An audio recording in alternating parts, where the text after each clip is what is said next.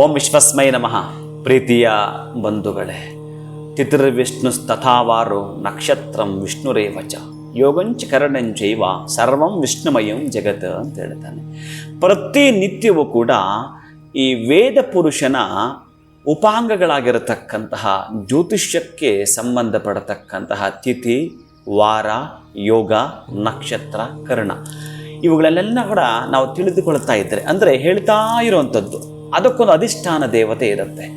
ಇವತ್ತಿರ್ತಕ್ಕಂತಹ ಒಂದು ನಕ್ಷತ್ರವೇ ತೆಗೆದುಕೊಳ್ಳೋಣ. ಶತಭಿಷ ನಕ್ಷತ್ರ ಈ ದಿನ ಇದೆ, ಪ್ರದೋಷದಿಂದ ಕೂಡಿರ್ತಕ್ಕಂತಹದ್ದು. ಈ ದಿನದ ತಿಥಿ ಬಂದುಬಿಟ್ಟು ನಮಗೆ ತ್ರಯೋದಶಿ, ಅದರಲ್ಲೂ ಪ್ರದೋಷವನ್ನು ಇರತಕ್ಕಂತಹ ತಿಥಿ. ವಾರ ನೀವು ಚೆನ್ನಾಗಿ ಕೇಳಿಸ್ಕೊಂಡ್ರೆ ಪ್ರತಿನಿತ್ಯವೂ ಕೂಡ, ಅದಕ್ಕೆ ನಾನು ಸಾಮಾನ್ಯವಾಗಿ ಈ ಸಂಕಲ್ಪ ಅಂತ ಹೇಳುವಾಗ ನೀವೆಲ್ಲರೂ ಹೇಳಿಕೊಳ್ತಿರ್ತ ಸುಮ್ಮನಾಗಿರ್ತೇನೆ. ಗಮನದಲ್ಲಿ ಇಟ್ಟುಕೊಂಡು ಇವತ್ತು ತಿಥಿ ಇರತಕ್ಕಂಥದ್ದೇನು ತ್ರಯೋದಶಿ, ವಾರವಾದರೂ ಏನು ಇವತ್ತಿರ್ತಕ್ಕಂತಹದ್ದು. ನಾವು ಒಂದೊಂದು ವಾರಕ್ಕೂ ಕೂಡ ಅದರದ್ದೇ ಆಗಿರತಕ್ಕಂತಹ ಹೋರಾದಿಂದ ಪ್ರಾರಂಭ ಆಗ್ತಕ್ಕಂಥದ್ದು ಗೊತ್ತಿದೆ ನಮಗೆ.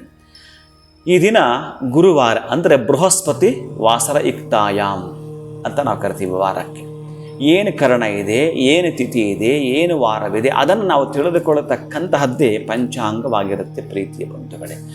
ಅಂದರೆ ತಿಥಿಯನ್ನು ನಾವು ಪದೇ ಪದೇ ಹೇಳಿಕೊಳ್ಳತಕ್ಕಂತಹದ್ರಿಂದ ಪ್ರತಿನಿತ್ಯವೂ ಕೂಡ ಆ ತಿಥಿಯನ್ನು, ಆ ನಕ್ಷತ್ರವನ್ನು, ಆ ಯೋಗವನ್ನು, ಆ ಕರ್ಣವನ್ನು, ಆ ವಾರವನ್ನು ಹೇಳಿಕೊಂಡ್ರೆ ಏನು ಲಭಿಸುತ್ತೆ ಆ ದಿನದಲ್ಲಿ ಅದರದ್ದೇ ಆಗಿರ್ತಕ್ಕಂಥ ಮಹತ್ವ ಇದೆ. ಶುಕ್ಲ ಪಕ್ಷದ 15 ದಿನಗಳು, ಕೃಷ್ಣ ಪಕ್ಷದ 15 ದಿನಗಳಲ್ಲಿ ಒಂದೊಂದು ತಿಥಿಗೆ ಒಂದೊಂದು ಅಧಿಷ್ಠಾನ ದೇವತೆ ಇರುತ್ತೆ.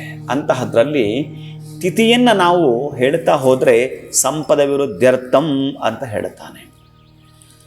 ಇನ್ನು ವಾರವನ್ನು ಹೇಳ್ತಾ ಹೋದರೆ ಆಯುರ್ ಅಭಿವೃದ್ಧಿ ಅಂತ ಹೇಳ್ತಾನೆ, ಆಯಸ್ ಅಭಿವೃದ್ಧಿ ಆಗ್ತಾ ಇರುತ್ತೆ ಅಂತ ಹೇಳ್ತಾನೆ.